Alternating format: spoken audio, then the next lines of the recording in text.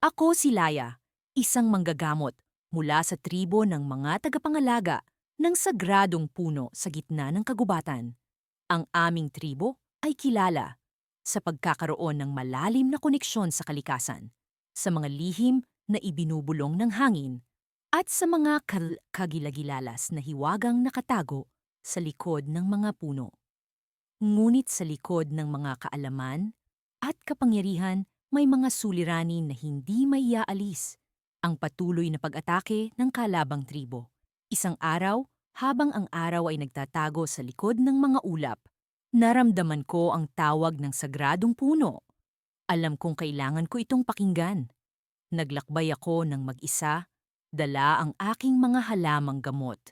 Sa ilalim ng mga puno na saksihan na ng maraming kwento ng pag-ibig at pagkamuhi. Sa kalagitnaan ng aking paglalakbay, napansin kong tila may kakaibang presensya sa paligid. Ang mga ibon ay hindi umaawit, ang hangin ay bumibigat, at ang mga dahon ay tila nagsasalita ng isang babala. Habang ako'y naglalakad, biglang lumitaw sa aking harapan si Kael, isang mandirigma mula sa kalabang tribo. Ang kanyang mga mata ay kasing talim ng kanyang espada, ngunit may kung anong init ang nasa likod ng kanyang titig. Hindi ko alam kung bakit siya naroon, ngunit alam kong may panganib sa paligid. Sa kabila ng takot, hindi ko maiwasang maramdaman ang kakaibang koneksyon sa kanya. Ang kanyang presensya ay parang isang awit na hindi ko pa naririnig, ngunit matagal ko nang inaasam. Anong ginagawa mo rito? Tanong ko. Pilit na pinipigil ang kaba sa aking boses. Ngunit sa halip na pag-alit na sagot, ang kanyang mga mata ay nagliwanag at ang kanyang mga labi ay bumungad ng isang nonangit. Hindi ko alam, sagot niya. Pero pakiramdam ko'y kailangan kita makita. Sa kabila ng aming pagkakaiba, sa kabila ng mga digmaan na naglalayo sa aming mga tribo, hindi maikakaila ang magnetismo sa pagitan nun namin. Alam kong ito'y bawal. Alam kong ito'y isang pagkakamali. Ngunit nang makita ko ang kanyang mga mata, naramdaman ko ang isang bahagi ng aking kaluluwa na pumukaw sa kanyang presensya. Habang kami nag-uusap, ang hangin ay tila bumagal at ang oras ay tila tumigil. Sa ilalim ng lilim ng sagradong puno, nagsimula ang aming kwento.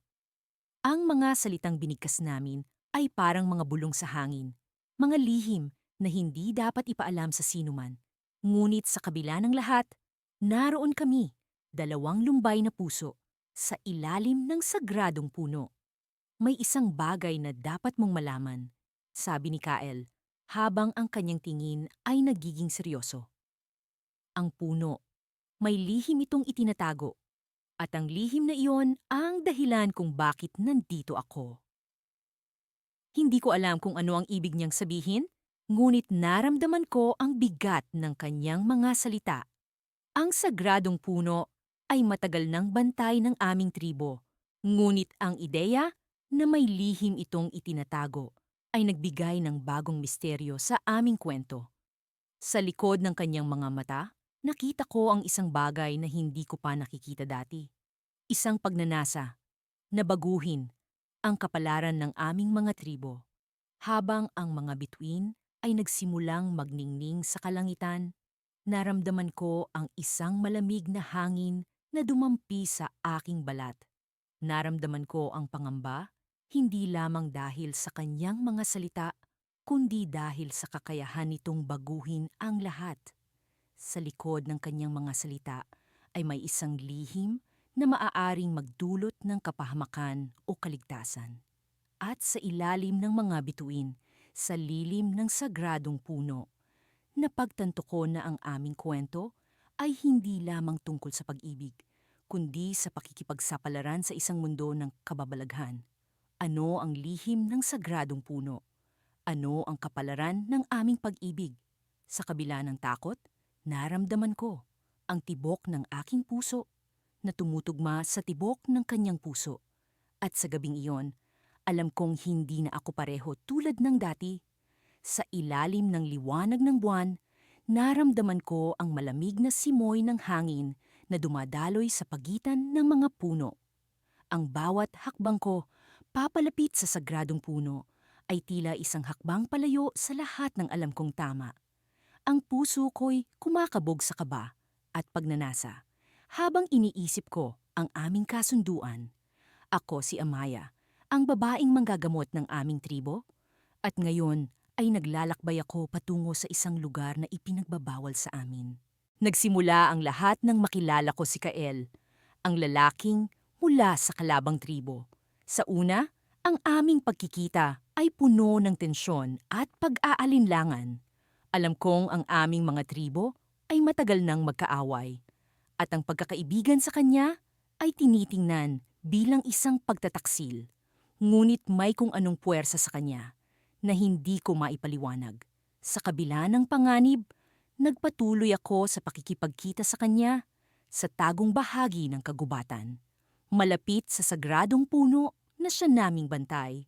Ang puno ay matayog at matagal nang kinikilala bilang pinagmumulan ng kapayapaan at kabutihan sa aming lupa. May mga kwento na ang puno ay nilikha ng mga sinaunang Diyos upang magbigay ng proteksyon at biyaya sa mga naninirahan dito. Ngunit may iba pang kwento, ang mga hindi sinasambit sa mga bata, na nagsasabing ang puno ay may kakayahang magbigay ng kapangyarihan sa sinumang makakahanap ng tunay na pag-ibig sa lilim nito. Hindi ko alam kung totoo iyon, ngunit ang aming pagkikita ni Kael sa lilim ng puno ay laging nagdudulot ng kakaibang pakiramdam. Parang may mahika. Sa gabing ito, kami ay nagkasundong magkita upang tuklasin ang hiwaga ng puno. Habang lumalapit ako, nakita ko si Kael na nakatayo sa ilalim ng makapal na mga sanga. Ang kanyang mga mata ay nagliliwanag sa dilim, puno ng pag-asa at takot, tulad ng sa akin. Naglakad ako papunta sa kanya at hinawakan ang kanyang kamay. Ang kanyang init ay nagbibigay ng lakas sa akin habang kami sabay na naglakbay patungo sa puno. Amaya, bulong ni Kael, sa tingin mo ba ay tama ito? Tumango ako. Walang ibang paraan upang malaman natin ang katotohanan kundi ang magpatuloy. Habang kami naglalakad sa paligid ng puno, naramdaman ko ang kakaibang enerhiya na bumabalot sa amin. Parang ang hangin ay puno ng mga bulong ng mga sinaunang espiritu at ang lupa ay kumikinang sa ilalim ng aming mga paa. Alam kong kami ay nasa isang lugar na higit pa sa ordinaryo. Bigla, isang malakas na hangin ang dumaan at ang mga dahon ng puno ay nag-ingay na parang may gustong ipahiwatig. Napatingin kami ni Kael sa isa't isa, nagtataka kung ano ang susunod na mangyayari. Sa gitna ng aming pag-uusap, isang liwanag na hindi maipaliwanag ang biglang lumitaw mula sa puno, nagbigay ng liwanag sa buong paligid. Naramdaman ko ang pag-angat ng aking kaluluwa at para bang ang aming mga puso ay nag-uusap sa pamamagitan ng liwanag. Sa pagkakataong iyon, naramdaman ko ang isang kakaibang pag-unawa na ang aming pag-ibig ay hindi lamang isang simpleng pagkakaibigan, kundi isang bagay na mas malalim. Tila ang puno ay kinikilala ang aming damdamin at binibigyan kami ng pagkakataon na mas maunawaan ito. Ngunit sa likod ng liwanag, may isang bagay na gumagapang sa loob ng aking isip. Isang babala, isang pag-alinlangan. Paano kung ang aming pag-ibig ay nagbukas ng pintuan sa isang panganib na hindi namin inaasahan? Bago ko pa man masagot ang tanong na iyon, naramdaman ko ang isang kakaibang presensya. Parang mayroong ibang nilalang sa paligid namin, nakamasid at naghihintay. Napatingin ako kay Kael at sa kanyang mga mata ay nakita ko ang parehong takot na nararamdaman ko.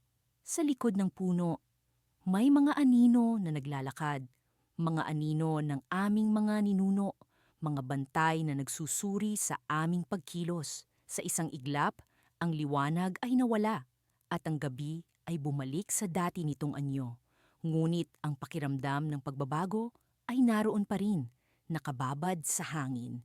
Hindi ko alam kung ano ang magiging epekto ng aming ginawa. Ngunit alam kong ang aming mga puso ay hindi naligaw. Ang puno ay nagbigay ng isang pahiwatig na ang aming pag-iibigan ay may mas malaking papel sa kasaysayan ng aming mga tribo. Habang naglalakad kami pauwi, narinig ko ang bulong ng hangin, puno ng mga lihim na hindi ko maipaliwanag. Ano ang kahulugan ng aming pagkikita sa ilalim ng sagradong puno? Ano ang mga misteryo na bumabalot sa aming pag-iibigan? Sa likod ng bawat hakbang, ang mga tanong ay patuloy na bumabalik, naghihintay ng kasagutan. Sa dulo ng gabing iyon, habang nakatingin ako sa mga bituin, naramdaman ko na ang aming kwento ay hindi patapos. Tila may isang puwersa na nagtutulak sa amin patungo sa isang mas malaking misyon, isang misyon na maaaring magbago sa kapalaran ng aming mga tribo. Ngunit sa ngayon, ang aming pag-iibigan ay nanatiling isang lihim, isang kwento na naghihintay ng tamang panahon upang maipahayag. Sa ilalim ng liwanag ng buwan, ako'y nakatayo sa harap ng sagradong puno ng aming tribo, ang puno na nagbibigay buhay sa aming mga lupain. Ang hangin ay malamig, nanginginig ang aking mga kamay, ngunit hindi ko ito alintana. Sa likod ng punong ito, sa piitang gawa sa mga matitibay na kawayan, naroon siya. Ang lalaking mula sa kalabang tribo na naging lihim kong kaibigan. Kaibigan na hindi ko kayang talikuran. Luna, ang tawag niya. Pabulong, ngunit malinaw sa aking pandinig. Ang boses niya ay tila musika sa aking pandinig. Musika na nagbigay sa akin ng lakas loob na labagin ang mga batas ng aming tribo. Lumapit ako sa kanya. Ang mga mata ko'y nakatingin sa kanyang mga mata. Sa kabila ng dilim, ang kanyang mga mata ay tila mga bituin na nagbibigay liwanag sa aking puso. Nakita ko ang mga sugat mo. Kailangan mong magpagaling. Hindi ko kayang pabayaan ka. Sabi ko, habang inaabot ang maliit na bote ng langis na ginawa mula sa mga halamang gamot na ako mismo ang nagtanim. Ang langis na ito ang aking lihim, ang aking regalo sa kanya. Salamat, Luna. Hindi ko alam kung paano kita pasasalamatan sa mga ginawa mo para sa akin. Tugon niya, habang tinatanggap ang bote mula sa aking kamay. Ang init ng kanyang mga daliri ay nagsilbing alaala ng aming nakaraan, ng aming mga lihim na pag-uusap at pagtakas sa mga mata ng aming mga kababayan. Nagpatuloy ang aming pag-uusap, mga bulong ng pag-asa at pangarap sa hinaharap. Sa bawat sandali, nararamdaman ko ang lalim ng aming koneksyon. Isang koneksyon na higit pa sa pagkakaibigan. Isang koneksyon na sumasagisag sa pag-ibig na bawal ngunit tunay. Sa bawat pagdaan ng gabi, mas lalong lumalalim ang aming damdamin para sa isa't isa. Ngunit sa bawat sandali ng saya, ako'y binalot ng takot. Ano ang mangyayari kung kami mahuli? Ano ang kapalaran ng aming tribo kung ang aming lihim ay lumantad? Alam ko na ang aming relasyon ay hindi lamang tungkol sa amin. Ito ay tungkol sa dalawang tribo, dalawang mundo na magkaiba, ngunit parehong nagmamalasakit sa sagradong puno. Kinabukasan, ang tribo namin ay nagtipon sa harap ng sagradong puno. Isa itong makalumang seremonya na puno ng ritual at dasal. Ang bawat isa ay nagdala ng mga alay, mga prutas at bulaklak na inialay sa puno bilang pasasalamat sa mga biyayang natanggap. Ako'y nandoon, nakikibahagi sa seremonya, ngunit ang isip ko'y nasa piitan, nasa kanya. Ano ang mangyayari kung malaman nila ang aming lihim? Sa gitna ng seremonya, isang tinig ang pumukaw sa aming lahat.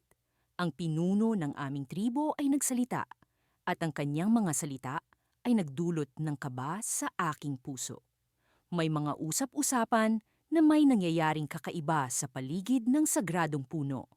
Kailangang malaman natin ang katotohanan, sabi niya, habang ang kanyang mga mata ay tumingin sa akin, tila nag-uusig. Nararamdaman ko ang pagbigat ng aking dibdib.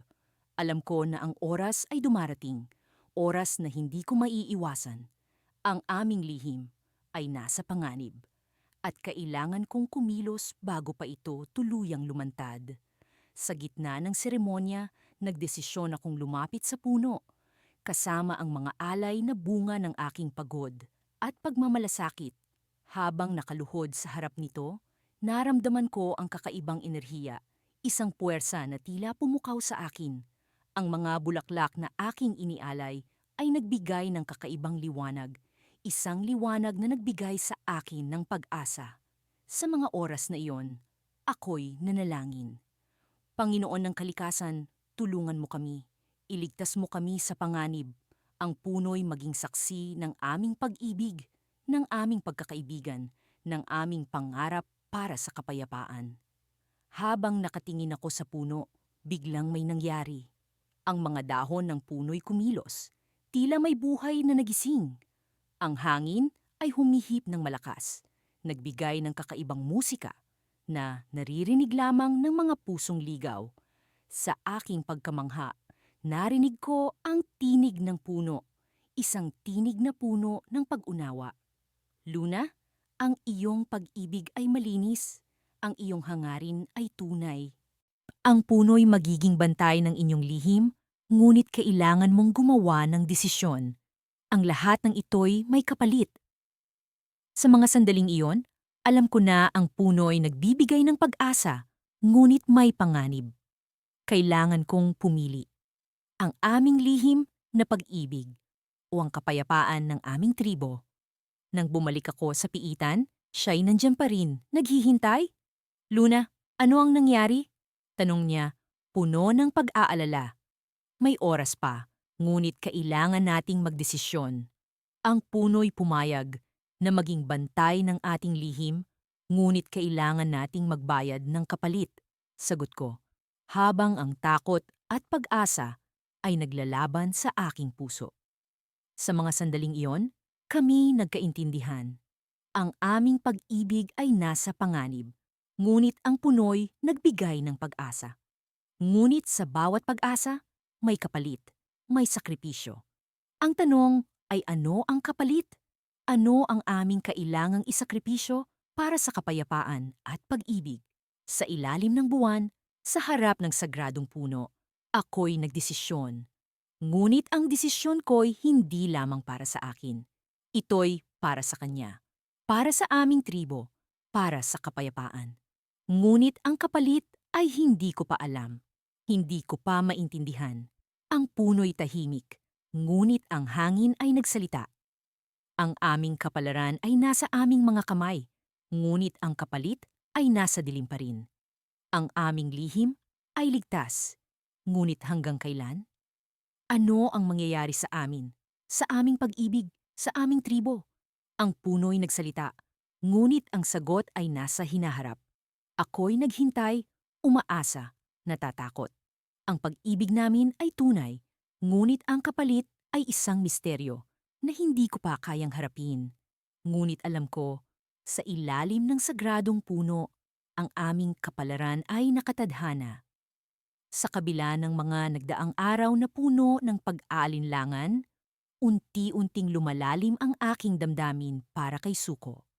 Ang lalaking mula sa kalabang tribo na minsang kinatatakutan ay naging isang kahangahangang bahagi ng aking buhay.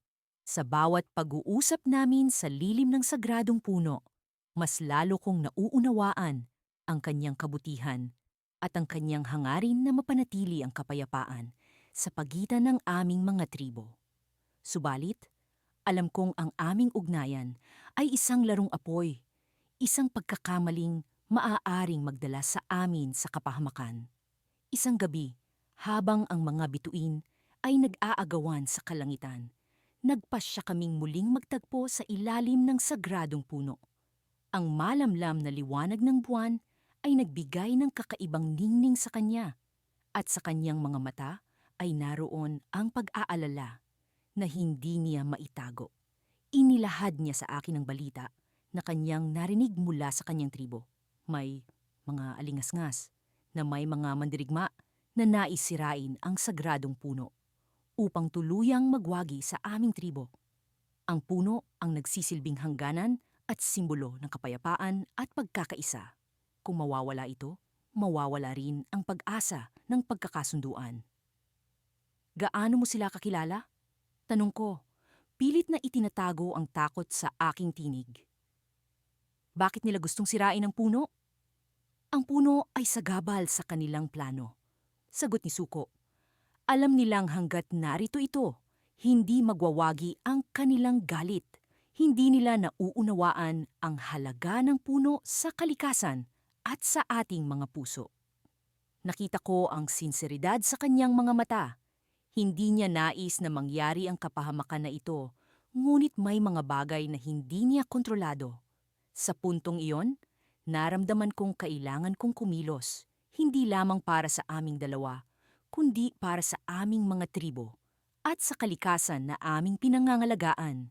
Binalikan ko ang mga alaala ng aking mga ninuno, mga kwento ng mga manggagabot na pinili ng mismong puno upang maging bantay nito. Alam ko ang aking tungkulin at alam ko rin na ang pagmamahal ko kay Suko ay bahagi ng aking misyon. Ang aming ugnayan ay tila bahagi ng mas malaking plano ng kalikasan. Habang binabalak namin kung paano namin maipagtatanggol ang puno, narinig namin ang tunog ng mga yabag. Isang grupo ng mandirigma mula sa tribo ni Suko ang paparating. Hindi namin inaasahan ang kanilang mabilis na pagdating at ang aming mga puso ay sabay na tumibok sa takot at pangamba.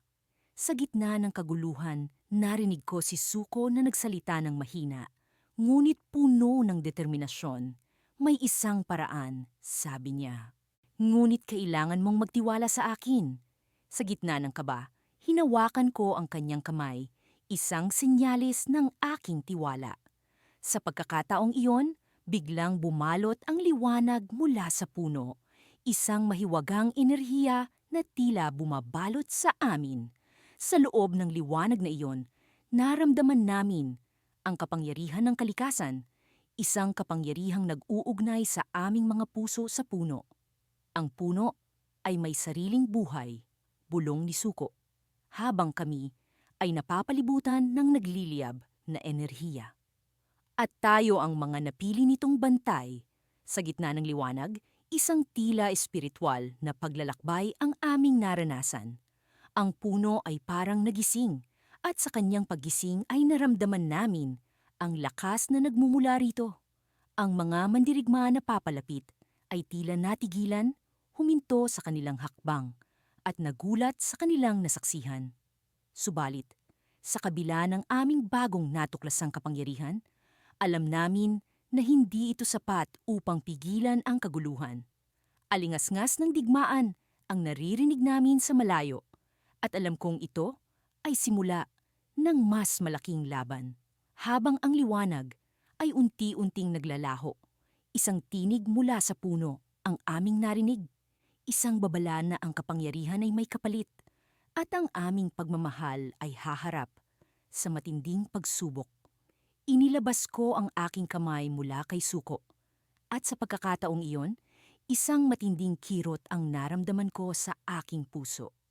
Ang puno ay nagbigay ng isang pahiwatig, isang kapalaran na hindi namin inaasahan.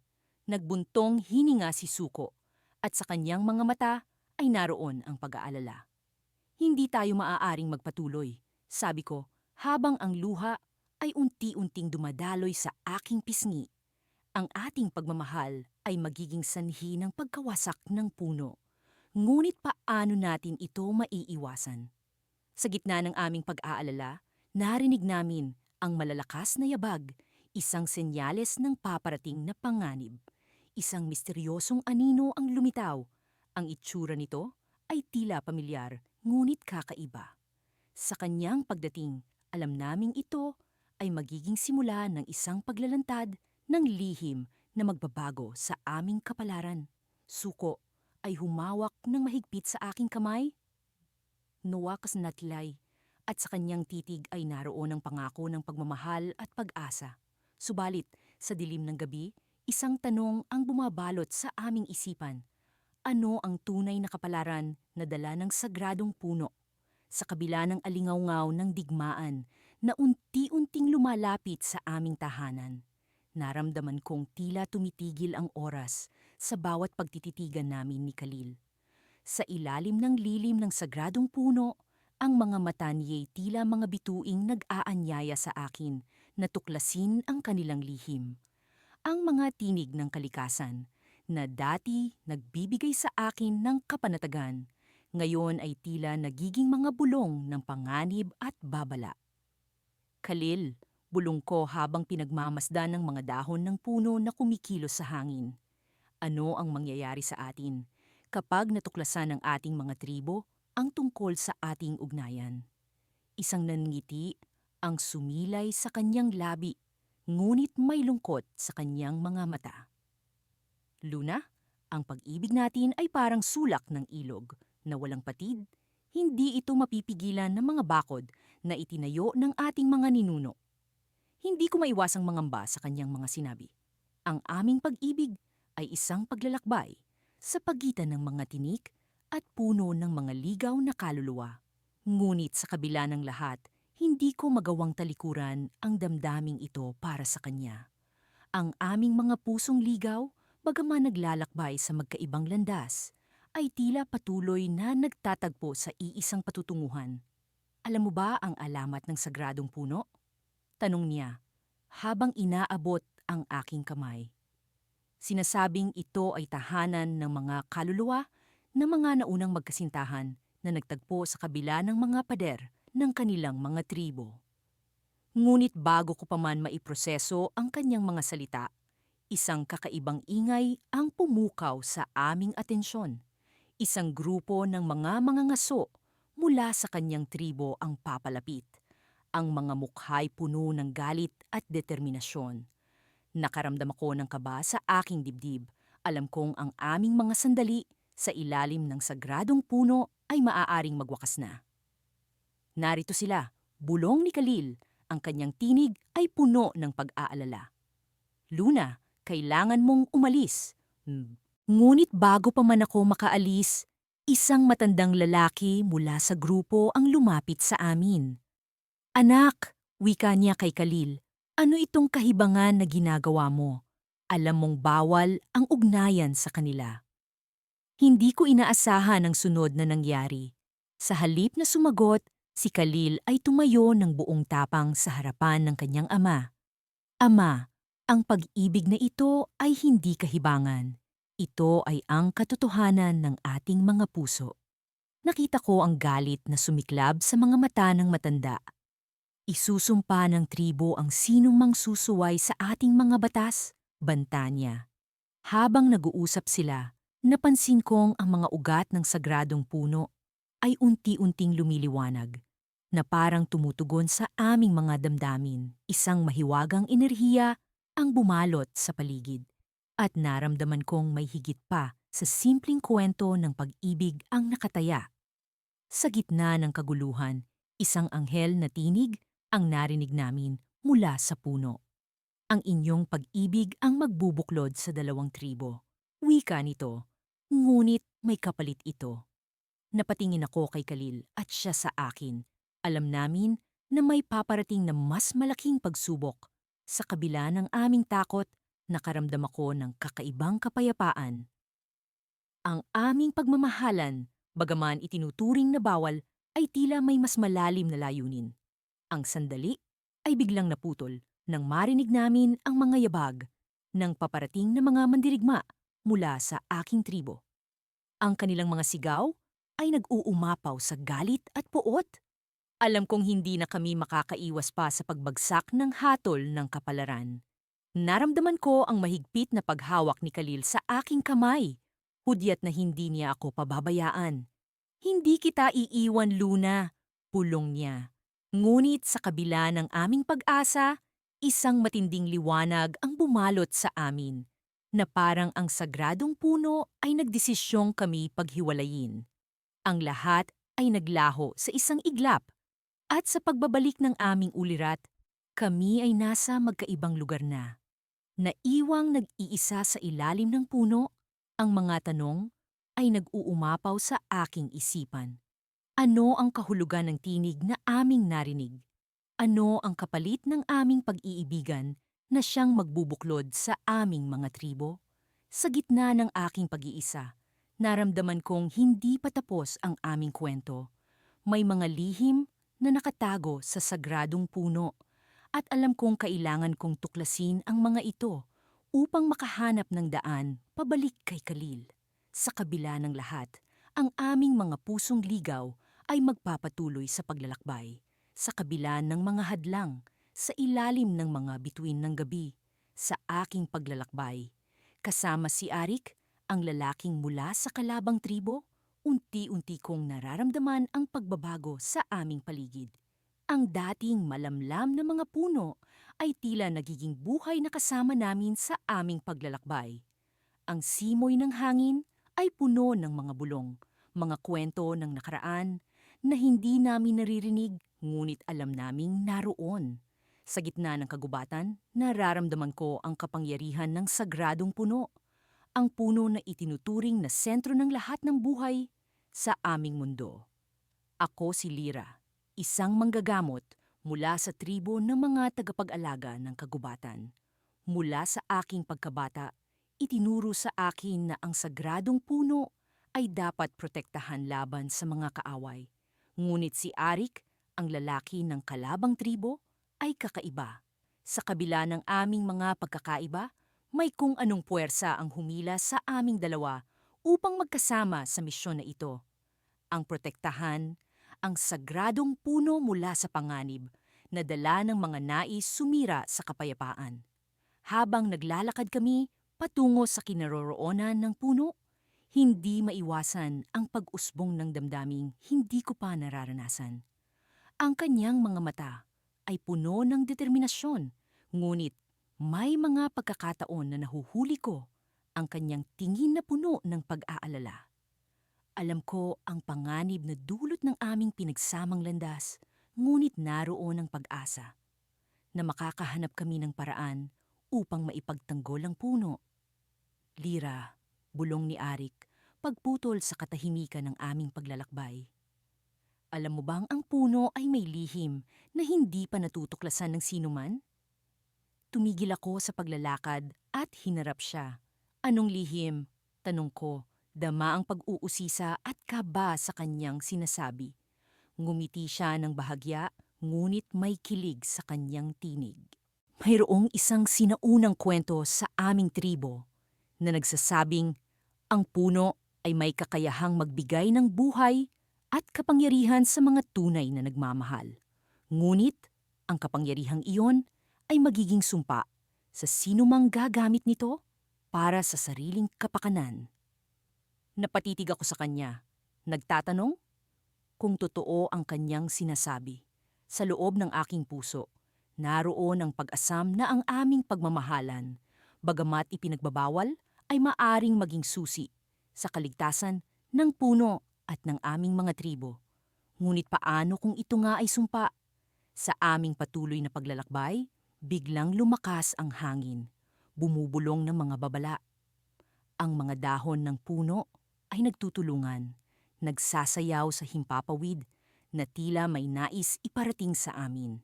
Sa bawat hakbang, lumalapit kami sa sentro ng kagubatan, sa lugar kung saan nakatayo ang sagradong puno na pinagmumulan ng lahat ng buhay. Nang makarating kami sa puno, napansin kong ang paligid nito ay puno ng mga bulaklak na hindi ko pa nakikita. Ang kanilang mga kulay ay tila sumasalamin sa liwanag ng araw, kumikislap sa bawat paggalaw ng hangin. Sa gitna ng kagandahan, naroon ang isang kakaibang enerhiya na pumupuno sa aming mga puso. Inabot ni Arik ang kanyang kamay sa akin, at sa sandaling iyon, naramdaman ko ang kapangyarihang bumabalot sa aming dalawa. Ang puno ay tila nagising. Ang kanyang mga ugat ay nagsimulang kumislap ng liwanag na walang kapantay. Sa aming pagkakahawak, naramdaman ko ang tindi ng kapangyarihan, ngunit kasabay nito ang bigat ng responsibilidad. Lira, narinig kong bulong ni Arik puno ng pag-aalala. Ang kapangyarihan ng puno ay bumabalot sa atin, Ngunit nararamdaman ko rin ang sumpa nito. Ano ang gagawin natin? Bago pa man ako makasagot, biglang dumilim ang paligid. Tila nagbabanta ang kalangitan. Ang hangin ay naging mabigat at nararamdaman ko ang panganib na paparating.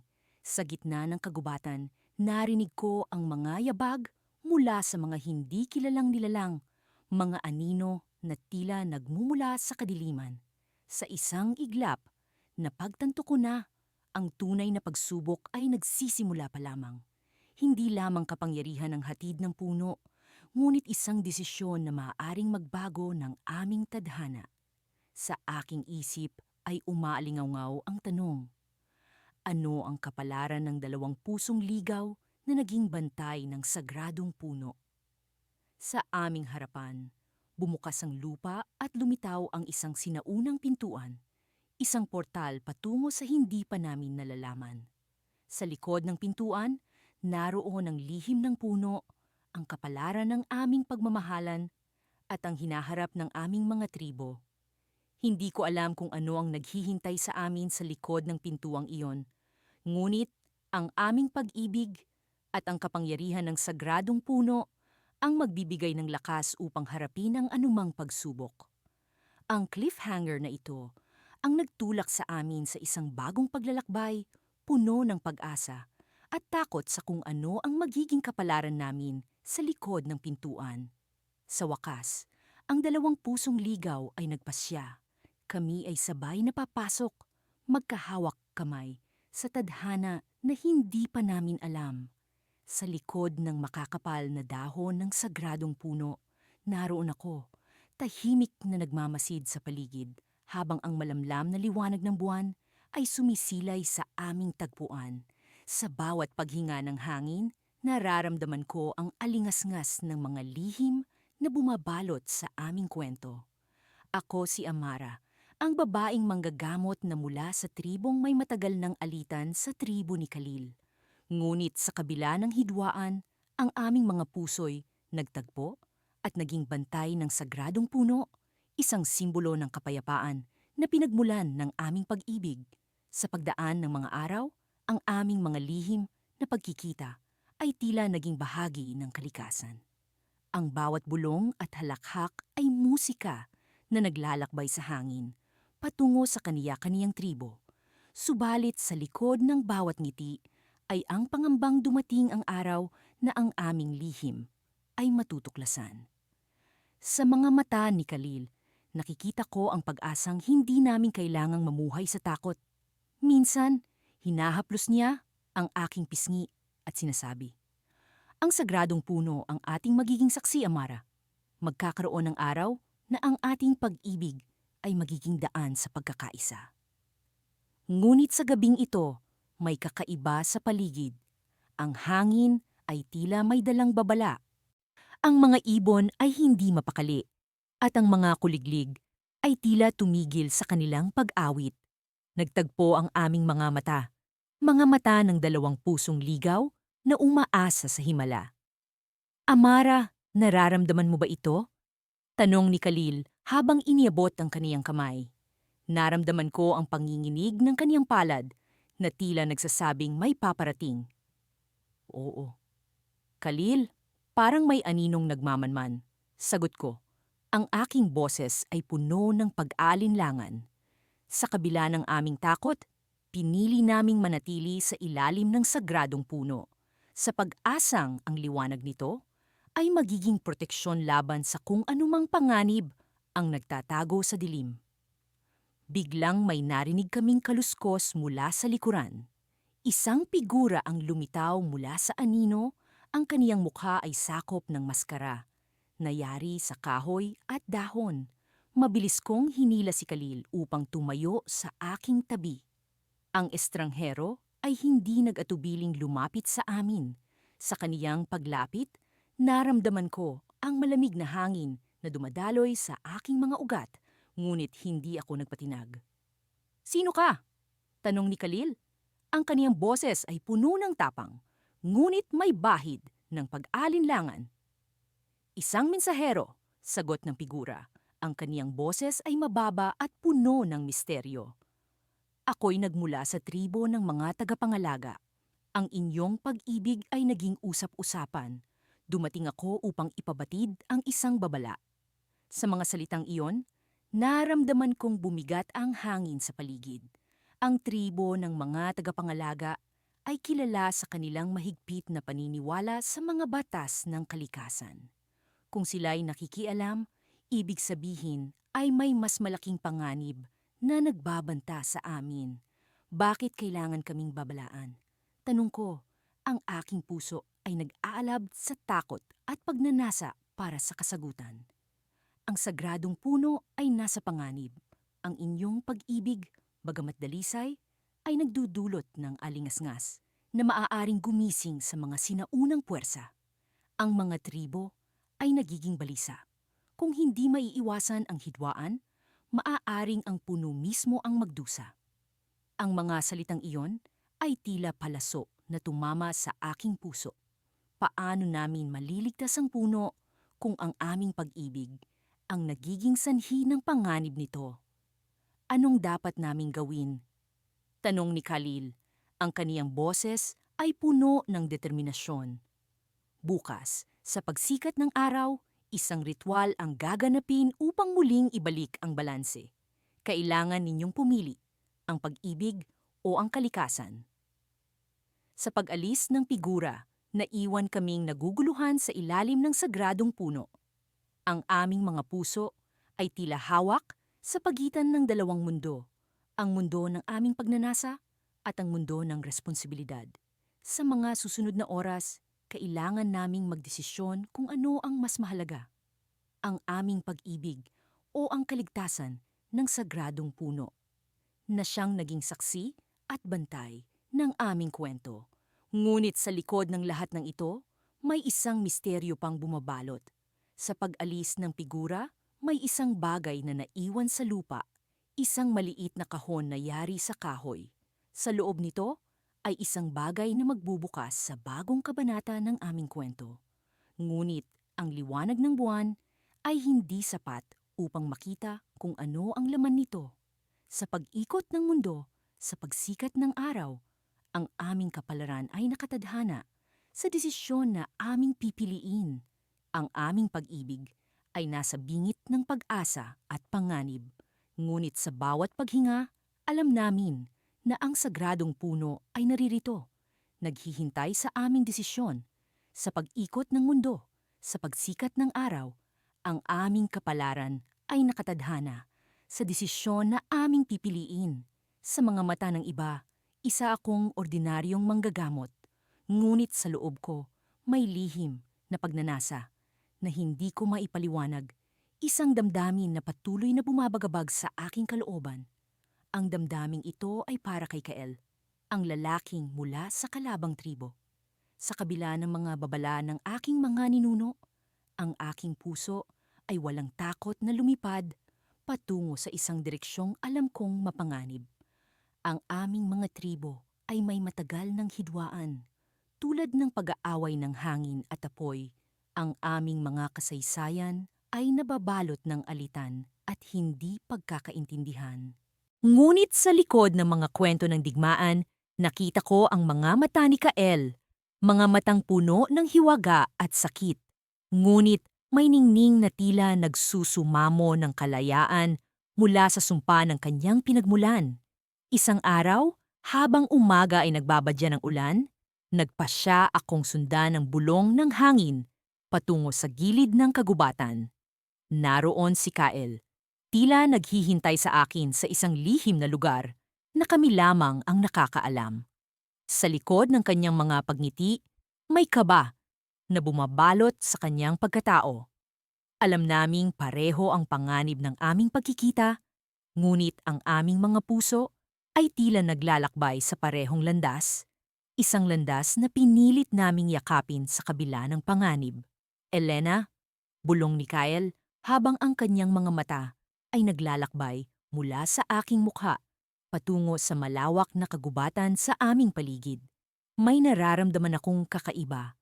Ang mga puno ay tila bumubulong ng isang babala. Sinubukan kong pawiin ang kanyang takot sa pamamagitan ng isang ngiti. Ngunit sa loob ko ay nararamdaman ko rin ang kakaibang pagyanig sa hangin. Parang may paparating na pagbabago, isang bagay na hindi ko maipaliwanag. Ngunit sa likod ng bawat pag-aalala ay naroon ang aming matibay na pangako sa isa't isa. Isang pangakong hindi kayang sirain ng anumang hidwaan. Nagpasya kaming maglakbay patungo sa sagradong puno, isang puno na sinasabing may kakayahang magpatawad at magbigay ng kapayapaan sa mga pusong ligaw. Sa aming paglalakbay, naramdaman ko ang lumalalim na koneksyon sa pagitan namin ni Kael. Isang koneksyon na tila mas matibay pa sa mga ugat ng sagradong puno. Habang papalapit kami, naramdaman kong tila bumigat ang hangin. Ang kagubatan ay naging mas tahimik na para bang hinihintay ang aming pagdating. Sa kalagitnaan ng aming paglalakbay, isang kakaibang ingay ang umalingaw-ngaw. Isang bulong na tila nagmumula sa pinakaloob ng kagubatan.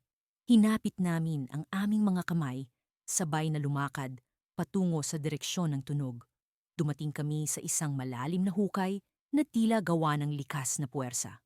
Sa gitna nito ay naroon ang sagradong puno, matayog at marilag, ngunit tila balot ng misteryo. Ang mga dahon nito ay kumikislap sa ilalim ng liwanag ng buwan at ang mga ugat ay tila naglalakbay patungo sa pinakamalalim na bahagi ng lupa. Sa aking paglapit, naramdaman ko ang kakaibang enerhiya na bumabalot sa akin. Isang enerhiya na tila sumasayaw sa pagitan ng buhay at kamatayan.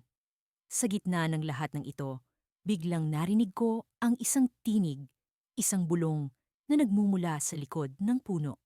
Hindi ko maipaliwanag ang takot na bumalot sa akin, ngunit alam kong may kailangan akong tuklasin. Naramdaman ko ang paghawak ni Kael sa aking balikat. Elena, huwag kang matakot. Narito ako. Ngunit bago ko pa man maiproseso ang kanyang mga salita, isang matalim na liwanag ang lumitaw mula sa likod ng puno. Ang liwanag na iyon ay nagmistulang isang portal, isang pintuan, patungo sa hindi kilalang mundo. Sa loob ng liwanag, nakita ko ang mga anyo ng dalawang nilalang, mga nilalang na tila nag-uusap sa isang sinaunang wika. Biglang naramdaman ko ang pag-agos ng enerhiya mula sa puno patungo sa aming dalawa. Ang mga nilalang sa loob ng liwanag ay nagbigay ng babala na tila nagsasabing, ang aming pag-ibig ay hindi lamang para sa amin, kundi para sa ikabubuti ng aming mga tribo. Sa gitna ng kaguluhan, nagkaroon ako ng pangitain, isang pangitain ng kapayapaan sa pagitan ng aming mga tribo. Ngunit sa isang kapalit na tila hindi ko pa nauunawaan. Sa aking pagbalik sa realidad, naramdaman ko ang pagkalas ng kamay ni Kael. Elena, ano ang nakita mo? Ngunit bago ko pa man masagot ang kanyang tanong, naramdaman kong may paparating na iba pang mga nilalang. Mga nilalang na tila naglalakbay mula sa aming nakaraan. Sa likod ng aking isipan, naroon ang tanong, ano ang kapalit ng kapayapaang nakita ko? Sa pagtatapos ng aming paglalakbay, isang bagay ang malinaw sa akin. Ang aming pagmamahalan ay hindi lamang para sa amin, kundi para sa hinaharap ng aming mga tribo. Ngunit handa ba kaming tanggapin ang kapalit ng kapayapaang ito? Ang sagot ay nananatiling isang misteryong patuloy na bumabalot sa aming mga pusong ligaw. Sa paglalim ng gabi, ang mga bituin ay tila mga mata ng mga ninuno na nakamasid sa amin. Naramdaman ko ang malamig na simoy ng hangin na dumampi sa aking pisngi habang kami ni Kael ay naglakad patungo sa sagradong puno. Sa bawat hakbang, ramdam ko ang kabog ng aking dibdib. Hindi lang dahil sa takot na mahuli kami ng aking tribo, kundi dahil naroon ang lalaking mula sa kalabang tribo na handang isakripisyo ang lahat para sa akin. Alam mo bang sa tuwing kasama kita, tila nawawala ang lahat ng alalahanin ko? Sabi ni Kael habang hawak ang aking kamay. Ngumiti ako kahit na sa loob ko ay may halong kaba. Alam kong sa sandaling malaman ng aking tribo ang aming relasyon, kami magiging banta sa kanilang paniniwala. Ngunit sa bawat pagkakataong makasama ko siya, nararamdaman kong may mas malalim na layunin ang aming pag-iibigan. Nang marating namin ang sagradong puno, napakaganda nito sa ilalim ng malamlam na liwanag ng buwan. Ang mga dahon nito ay tila kumikinang at ang mga ugat ay parang mga bisig na yumayakap sa lupa. Ayon sa alamat, ang punong ito ang tagapag-ugnay ng mga lihim ng kalikasan at ng mga pusong ligaw na tulad namin. Kael, nararamdaman mo ba iyon? Tanong ko, habang tinuturo ang bahaging puno na tila umaalon-alon. Oo, parang may kakaiba sa paligid, sagot niya habang unti-unting lumapit sa puno. Sa hindi inaasahan, nagsimula itong magpakita ng mga imahe, mga alaala, ng nakaraan, at ng mga pangarap ng hinaharap. Nakita ko ang mga tagpo ng digmaan, ng mga pagmamahalan, at ng mga pangarap na nabuo sa mga pusong ligaw. Isa-isa itong nagpakita na para bang hinuhubog ang aming kapalaran. Sa isang iglap, nakita ko ang sarili ko at si Kael sa isang ibang mundo. Isang mundo kung saan ang aming tribo ay nagkakaisa at ang pag-ibig ay hindi isang kasalanan. Ngunit ang imahe ay mabilis na naglaho at bumalik kami sa realidad ng aming sitwasyon. May pag-asa pala, bulong ni Kael habang nakatitig sa akin. Ngunit sa likod ng kanyang mga mata, alam kong may alinlangan. Alam kong hindi madali ang aming pinagdadaanan at ang puno ay nagbigay lamang ng sulyap sa isang posibilidad na maaring hindi mangyari. Habang kami nakatayo doon, narinig namin ang mga yabag ng mga tao mula sa aking tribo. Hindi ko alam kung paano nila kami natuntun, ngunit alam kong ito na ang katapusan ng aming lihim. Kael, hindi ko alam ang gagawin ko, sabi ko habang hinigpitan ng hawak sa kanyang kamay. Huwag kang mag-alala, kaya natin ito. Tugon niya, puno ng determinasyon. Ngunit bago pa kami makapag-isip ng plano, lumitaw ang pinuno ng aking tribo, si Lakandatu. Ang kanyang mga mata ay puno ng galit at ang kanyang mga tauhan ay nakapaligid sa amin, handang kami hulihin. Bakit mo siya dinala rito, Lira? Tanong ni Lakandatu, puno ng hinanakit. Alam kong mali, ngunit hindi ko kayang mawala siya. Sagot ko, habang umiiyak. Sa gitna ng tensyon, nararamdaman ko ang kakaibang enerhiya mula sa puno. Parang nagising ito sa galit ng aking tribo at nagsimulang magpakita ng mga imahe ng digmaan at pagkasira. Sa takot, nagkaroon ng kaguluhan sa paligid. Ang puno ay tila sinasagot ang galit ng tribo at nagsimulang bumuka ang lupa. Kael, tumakbo tayo. Sigaw ko habang hinatak siya palayo. Ngunit bago kami makalayo, naramdaman ko ang kakaibang puwersa na humahatak sa akin patungo sa puno. Isang liwanag ang bumalot sa akin at sa isang iglap, nawala ang lahat ng nasa paligid. Nang magising ako, nasa ibang mundo na ako. Isang mundo kung saan wala si Kael, wala ang tribo at wala ang sagradong puno. Tanging ang katahimikan lamang ang bumabalot sa akin. Ano ang nangyari? Paano ako napunta rito? Nasaang mundo ako? Sa kabila ng pagkakalito, nararamdaman ko pa rin ang koneksyon kay Kael. Alam kong ito ang simula ng isang bagong yugto sa aming kwento. Isang yugtong puno ng misteryo at pag-asa. Ngunit paano ko siya muling makikita? At ano ang magiging kapalaran ng aming pag-ibig sa mundong ito? Ang puno, na siyang saksi ng aming pag-iibigan, ay tila may sariling plano. Ngunit ano ang plano nito? At paano ko ito malalaman? Sa paglubog ng araw, habang ang kalangitan ay nagliliyab sa mga kulay ng pula at kahel, naramdaman ko ang malamig na simoy ng hangin na tila bumubulong ng mga lihim mula sa nakaraan. Ako si Amara, ang babaeng manggagamot ng aming tribo. Sa kabila ng mga babala at mga mata ng pagdududa mula sa aking mga kasama, nagpatuloy ako sa aking paglalakbay patungo sa sagradong puno, ang sentro ng aming mundo, ang bantay sa pagitan ng mga tao at ng kalikasan. Kasama ko si Kael, ang lalaking mula sa kalabang tribo. Sa amin nagsimula ang isang kwento ng pag-ibig na hindi dapat mangyari. Ngunit ang mga pusong ligaw tulad namin ay tila nakatadhana upang magtagpo sa kabila ng mga balakid ng aming mga ninuno at ng kasaysayan ng aming mga tribo. Ang kanyang presensya ay hindi lamang nagbibigay ng saya sa aking puso, ngunit nagbibigay rin ng lakas at pag-asa sa mga darating na pagsubok. Habang papalapit kami sa sagradong puno, ramdam ko ang kakaibang enerhiya na tila dumadaloy mula sa lupa paakyat sa aking mga paa.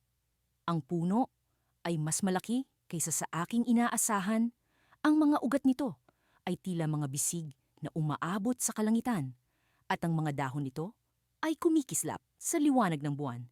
Ang puno ay tila buhay, humihinga at binabantayan kami. Amara, bulong ni Kael, nararamdaman mo ba ang kapangyarihan nito? Oo, sagot ko, habang unti-unting lumalapit sa puno. Ngunit may kakaiba, tila may nais itong iparating. Nang hawakan ko ang puno, isang imahe ang biglang lumitaw sa aking isipan. Nakita ko ang mga digmaan ng nakaraan, ang mga alitan ng aming mga tribo, at ang mga lihim na pinapasa ng sagradong puno. Ngunit higit pa rito, may isang lihim na tila ipinapakita nito sa akin, isang pahiwatig ng kapayapaan at pagkakaisa na matagal nang nakatago.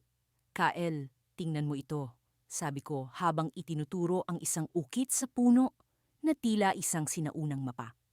Ang mga linya at simbolo ay kumikislap na parang nabubuhay. Hindi ko maintindihan ang lahat ng nasa mapa, ngunit alam kong ito'y mahalaga. Amara, ito ba ang hinahanap natin? Tanong niya, puno ng pag-aalinlangan at pag-asa. Sa palagay ko, ito ang daan tungo sa pagkakasundo ng ating mga tribo. Sagot ko.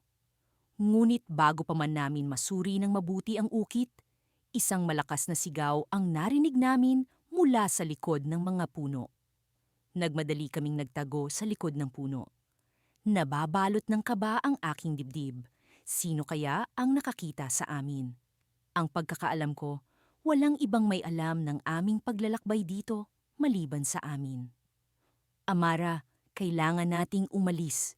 Bulong ni Kael, ang mga mata niya ay puno ng pag-alala. Ngunit bago ko pa man siya masagot, lumitaw mula sa dilim ang isang grupo ng mga mandirigma mula sa aking tribo.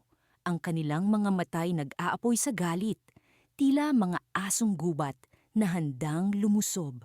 Amara, ano itong ginagawa mo rito kasama ang isang kaaway? Sigaw ng kanilang pinuno, si Turok, ang aking tiyuhin. Uncle, hindi siya kaaway. Sabi ko, pilit na ipinapaliwanag. May natuklasan kami tungkol sa sagradong puno na maaring magdala ng kapayapaan sa ating lahat. Ngunit hindi siya nakinig. Sa halip, tinaas niya ang kanyang sibat, handang sugurin si Kael. Sa isang iglap, napagtanto ko ang panganib na aming kinasusuungan. Walang ibang paraan kundi ang ipakita ang tunay na kapangyarihan ng sagradong puno. Huminto kayo, Santek, sigaw ko habang inilalagay ang aking kamay sa puno. Sa hindi inaasahang pagkakataon, isang liwanag ang lumabas mula sa puno. Pinaliligiran kami ng enerhiya. Ang lahat ay napatigil, namangha sa nangyayari. Sa gitna ng liwanag, nakita ko ang isang anino, isang matandang babae na may malalim na mga mata, tila isang espiritu mula sa nakaraan. Amara Kael, sabi niya. Ang boses niya ay parang bulong ng hangin. Nasa inyo ang susi ng pagbabago.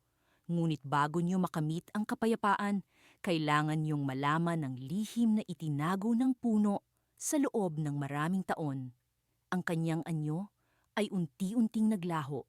Iniwan kaming puno ng katanungan at pagkalito. Ano ang lihim na iyon at paano namin ito matutuklasan?